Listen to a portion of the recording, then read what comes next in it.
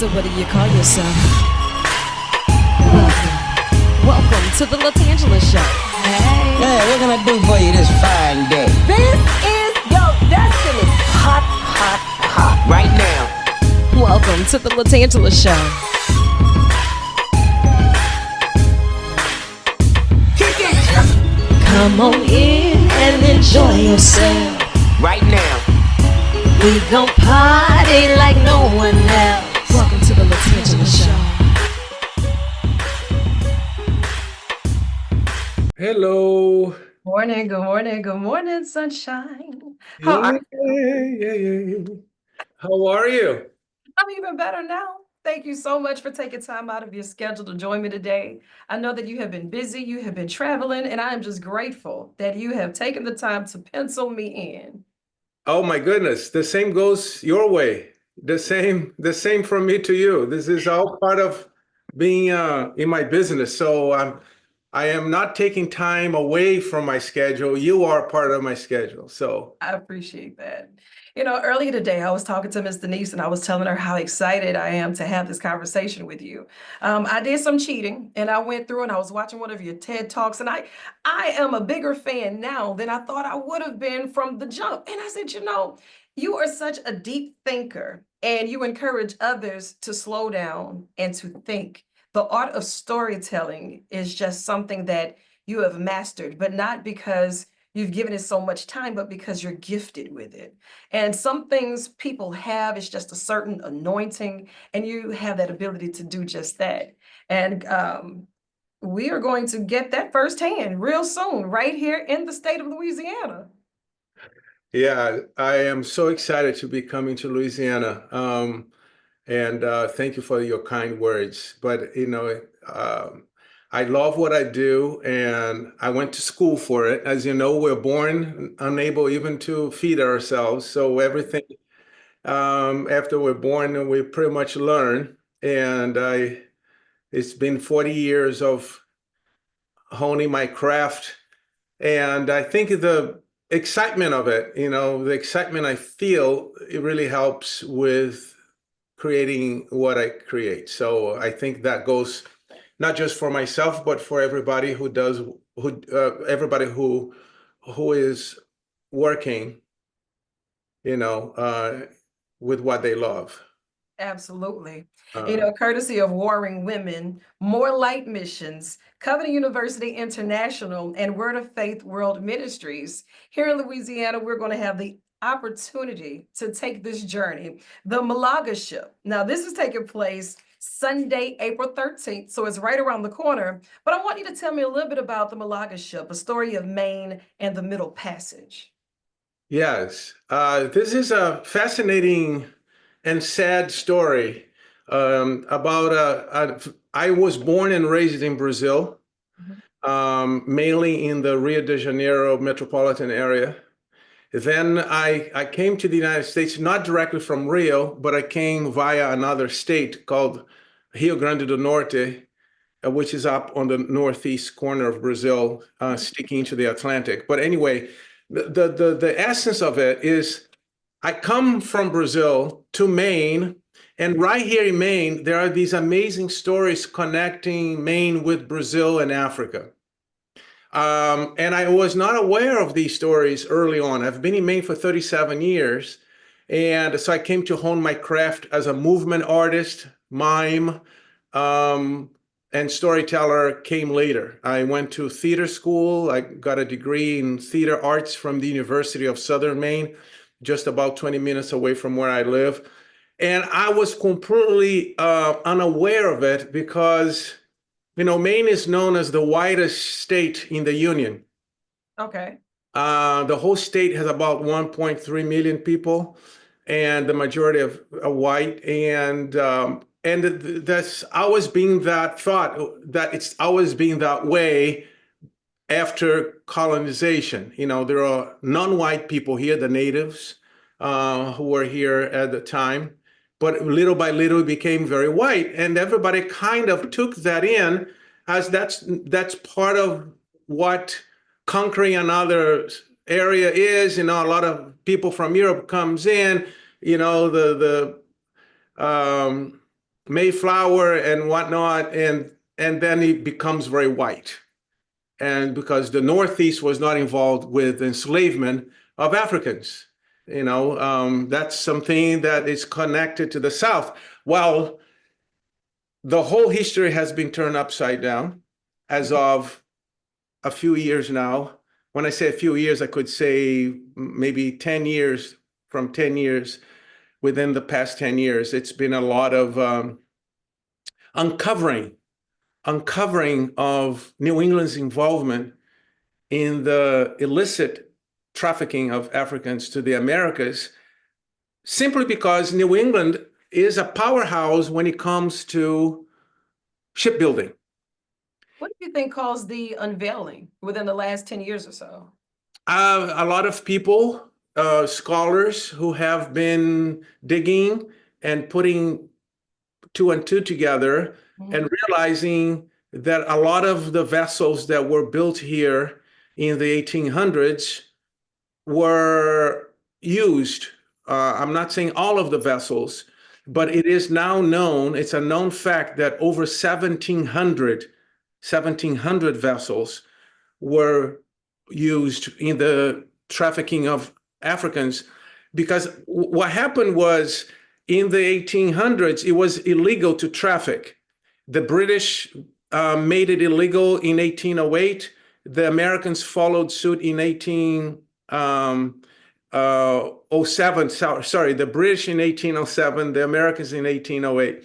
And but that was when it then surges. The most amount of trafficking, the crossings of the Atlantic from Africa to the Americas happened right when it was illegal, because people panicked and the Industrial Revolution was growing in Europe, and they needed raw materials, and there was a lot of money to be made with the selling of humans into the slave trade.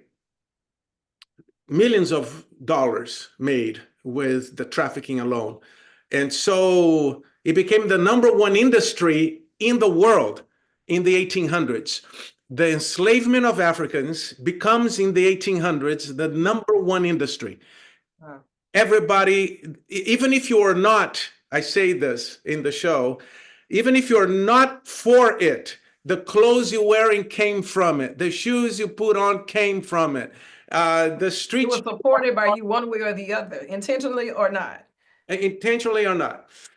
So the Malaga, the vessel that the story centers around, the Malaga, it was a small ship built 30 minutes away from my house in 1832. And little by little, the Malaga changes hands and lands in Rio in 1845 to the hands of the #1 trafficker in Rio de Janeiro. And he was getting a lot of ships from every place that he could. I'll keep his name for the show. And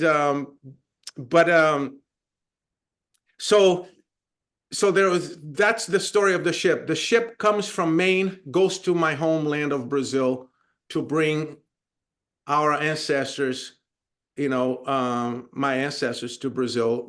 It's not historically known that my ancestors, my family members, were part of that ship. But nonetheless, the groups of people that were brought to the Americas are part of the same group of people I come from, and the Bantu people. And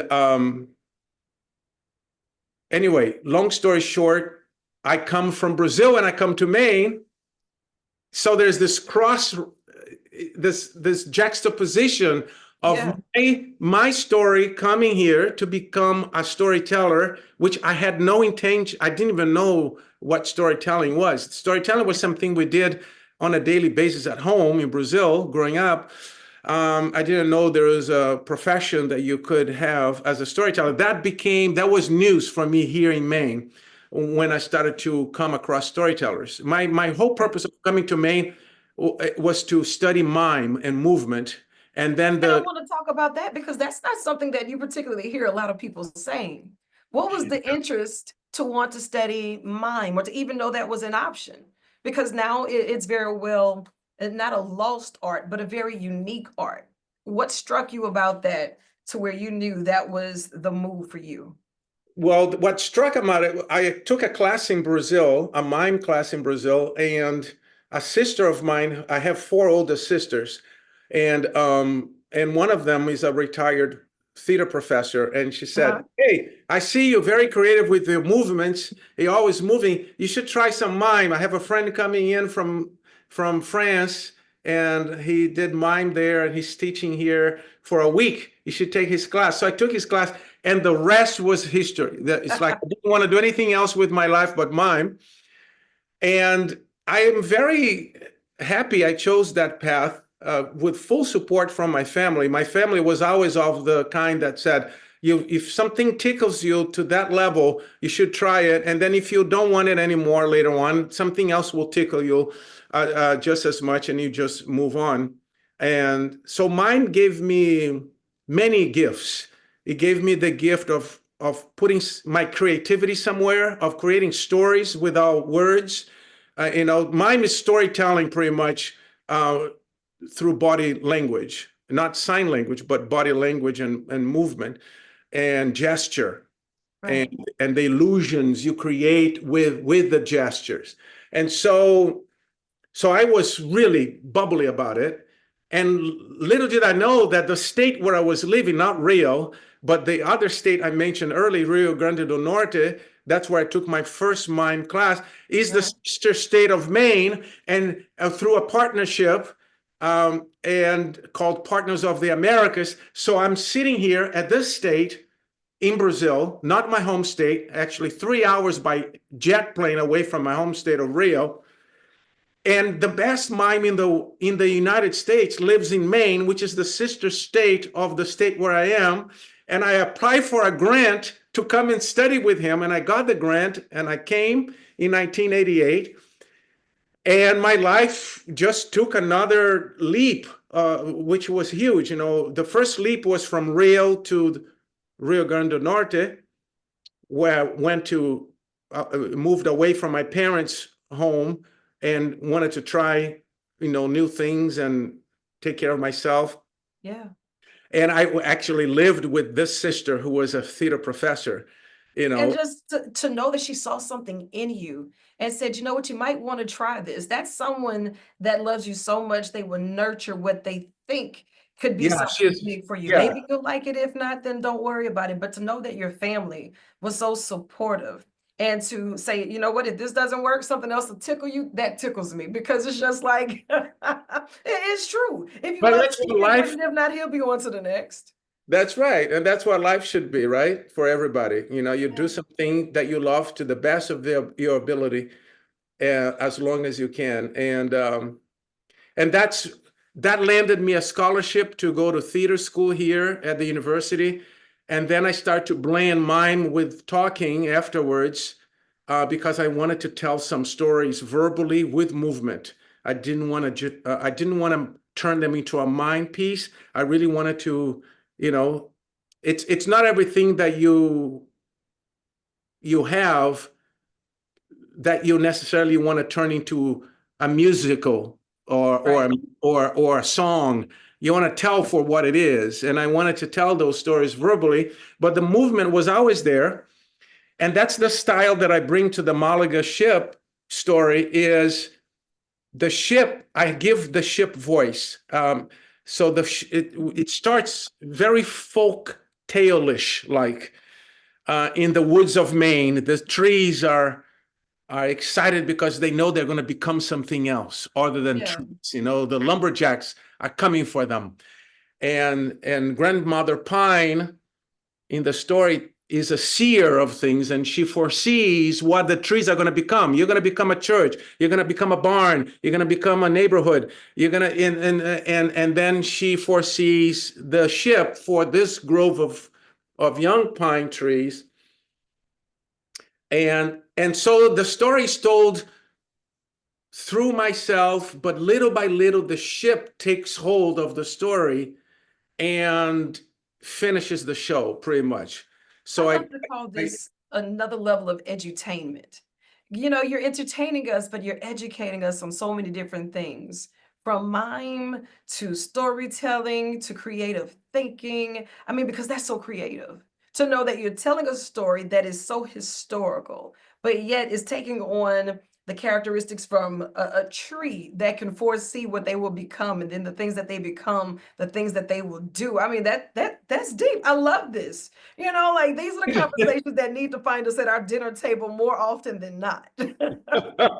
Well, coming from a career of telling a lot of folk tales, I entertain mainly kids. I do a lot of work with kids in schools, libraries, and so 30 years of telling folk tales, and not just folk tales, but a lot of folk tales, where everything talks, trees talk, shoes talk, dogs talk, cats talk.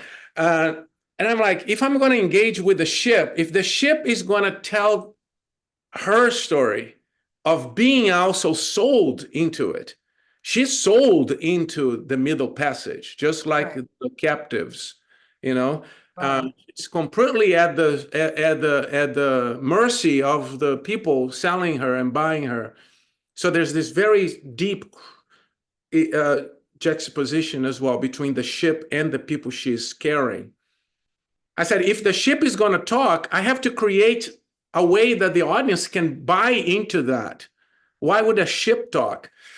So I'm like, well, if the ship talks, maybe the ship comes from a culture that the trees talk, and it's scientifically proven that the ticks, sorry, not the ticks, the trees, that the trees talk to one another.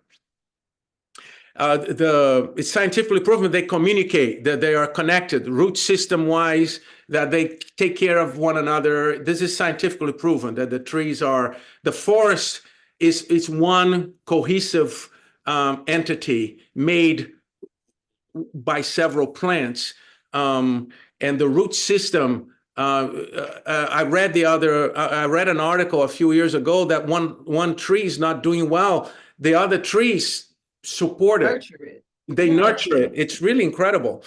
So I said, Only if we were more like trees. yeah, exactly. Exactly. So I say in the beginning of the show, I say, if you stretch your imagination a little bit, you can even imagine that they could tell stories as well. And then the show starts, So it's been really a blessing and an honor beyond measure. I say that with a lot of humility and compassion. It's been a blessing and an honor beyond measure to tell the story. And it's a story that it's not about blaming people. I don't make anybody feel uncomfortable in the telling of it. And it's not about pointing fingers. It's not about saying you should have known better, or your family members back in the day. That's the wrong way to approach the subject, because if the people living at the time that this was happening could not escape it, even the people who were against it, right? As I said earlier, the products they bought, the clothes they were. I cannot blame the people, the future generations of the people who did the wrongdoing, because it's not their fault. Right. So I'm not going to turn my audience away from the story. So the purpose of the story is not to blame anybody. It's not to make anybody feel comfortable. The purpose is to bring the story to the surface, to the light, so it can be healed. Yeah. And when you take it out of the ground and into the light, the divine light will heal it. I believe in that so much, that when you talk about difficult things, it is a way to process it and bring light to it. And that's the purpose of the show. So the show involves Maine history, Brazilian history, African history, and my own personal history. When the ship arrives in Rio in 1845, I opened the story to my family, my biracial family story of living in the country that was the #1 slave country in the Americas, was Brazil. Half of the people who arrived from Africa on American shores went to Brazil. Okay. Wow. A lot of And people. there's a lot of rich history there, and a Yeah, lot of yeah. conversations that people may shy away from, or they may not be well versed enough to give an intellectual perspective on. So it's not opinionated, giving a lot of facts and just bringing some things to light, like you said. And everyone is super excited because on the 13th, this is going to be simply amazing. Tickets are on sale right now. 225-413-2813. Want to make sure that everyone grab those tickets. Sunday, April 13th is going on at Word of Faith World Ministries. And that's right there in Port Allen. If you've never been to Port Allen, you're going to love it. It is a jewel of a place. And everyone that will be there, they're going to be so happy that you are making this a part of the journey, because I'm excited about this one. Warring Women. What time is the show you have? This is 10 a.m. to 12 noon. Yes, 10 a.m. The show runs about 45 minutes, starts right at 10 a.m. in Port Allen. And then after 45 minutes, 45 to 50 minutes, then there is a Q&A afterwards with the audience as well. So I love it. Tell them to come with the thinking caps. yes, and you can. I sit right after the show is over. I sit down and we can talk about everything that we can in relation to it. Yeah. Absolutely. And thank you again to Warring Women, More Light Missions, Covenant University International, and Word of Faith World Ministries. Now, this is, I want to make sure I'm saying it correctly, the Malaga. The Malaga, exactly. The Malaga ship, a story of Maine and the Middle Passage. Mr. Rocha, you are right with me. I want you to think of this as an extension of your office. So whenever you have anything going on, whenever you have more of these wonderful stories to tell, I want you to feel free to jump in the hot seat and on the tan line. I mean, this is refreshing. This is very thought-provoking, and we need more of this. We need more of you. So whenever you have time, you just say the word and it's done, okay? Okay, my dear. Thank you so much. It's a pleasure speaking with you. Likewise. I know you have more work to do, so I'm going to let you chase the sun or let the sun chase you. But either way, get after it. I love you, and there's absolutely nothing you can do about it. Thank you.